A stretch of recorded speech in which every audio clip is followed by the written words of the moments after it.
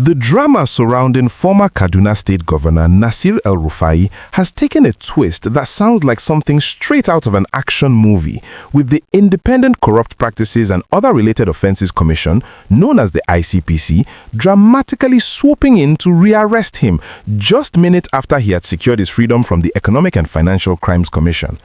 Imagine the sheer shock of breathing the fresh air of freedom after being locked up for 2 days, only to have armed men immediately surround you before you can even step off the premises.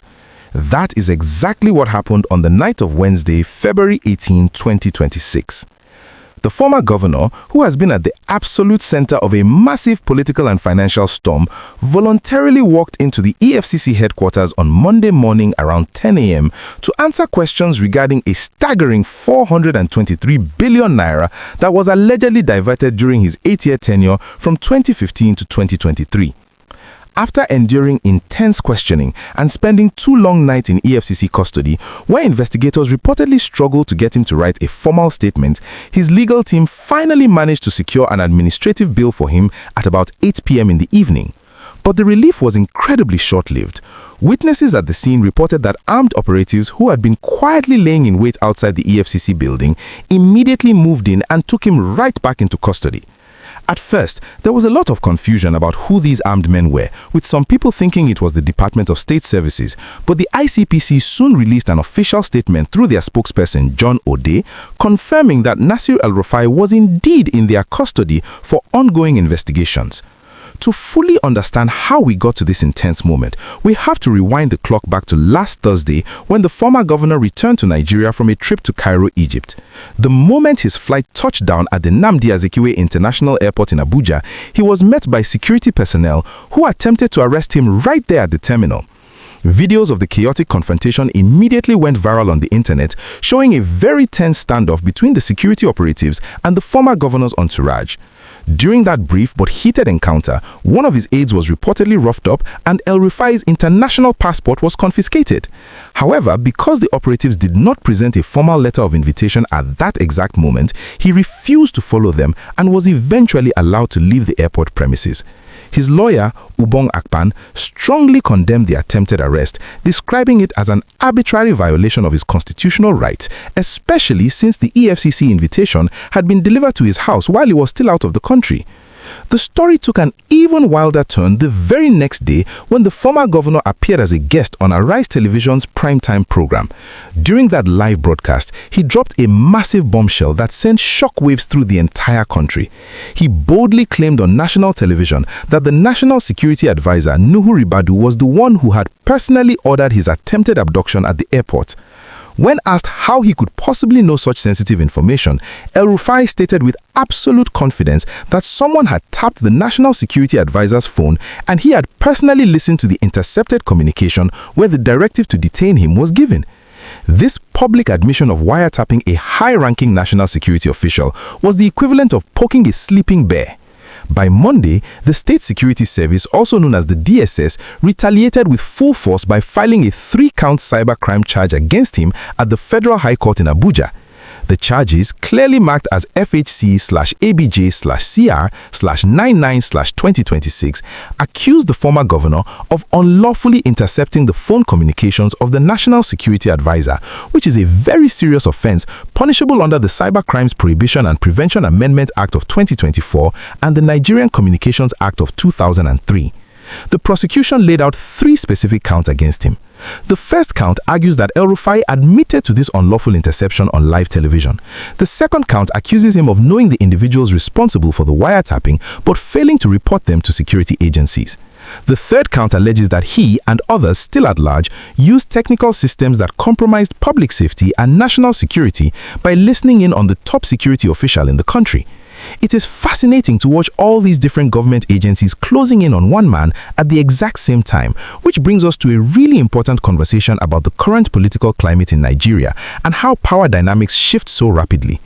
By the way, if you are finding this breakdown helpful and want to stay updated on all the unfolding political dramas and deep dives into the stories shaping our country, please take a quick second to like this video and subscribe to the channel so you never miss out on the content we work hard to bring to you.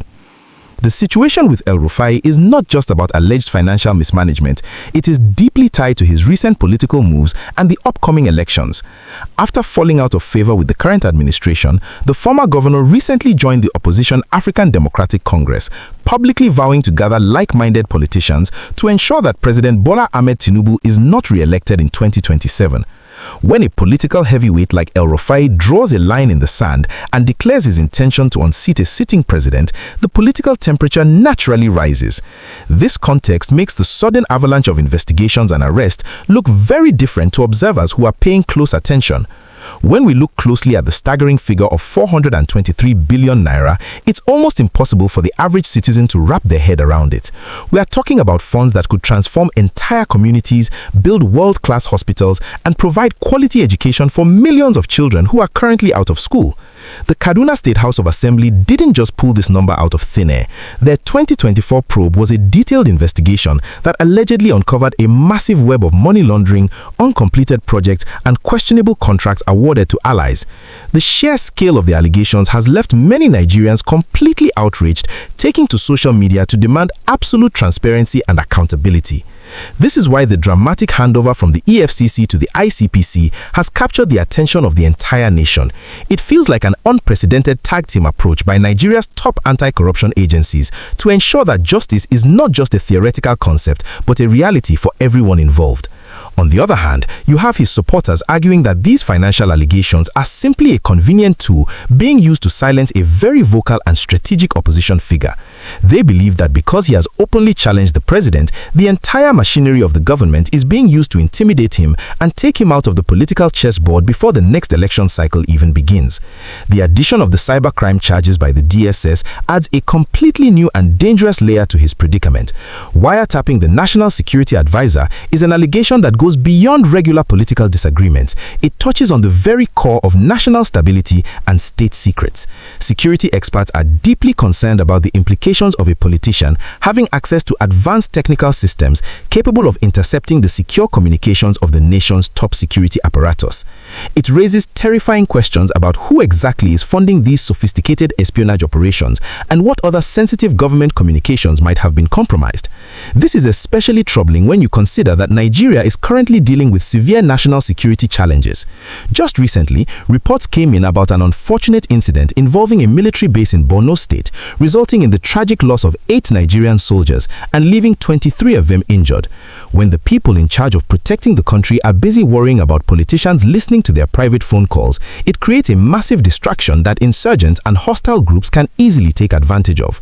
The fact that high-level political figures might be using advanced surveillance technology for their own personal battles shows a huge disconnect in priorities. While the ICPC has remained very tight-lipped about the exact details of why they needed to snatch him up immediately after the EFCC granted him bail, legal experts suggest that the agencies are likely working in a coordinated effort to ensure he doesn't slip through the cracks. The ICPC's mandate covers a wide range of corrupt practices that might not strictly fall under the EFCC's purview, meaning El-Rufai could be facing entirely different charges related to abuse of office, the awarding of contracts to cronies, or other forms of public sector corruption during his time as governor. It is a grueling legal marathon for a man who was once considered one of the most powerful and untouchable figures in Nigerian politics. The fact that investigators at the EFCC reportedly struggled for 2 days to get him to write a formal statement shows the level of resistance and defiance he is maintaining behind closed doors. He is clearly not going down without a fight, and his legal team, led by very experienced senior advocates, is likely preparing for what will be one of the most highly publicized legal battles in the history of the country. This entire saga serves as a massive cautionary tale about the transient nature of political power and the heavy machinery of the state. When the very system you once helped operate turns its spotlight on you, the consequences can be incredibly swift and overwhelming.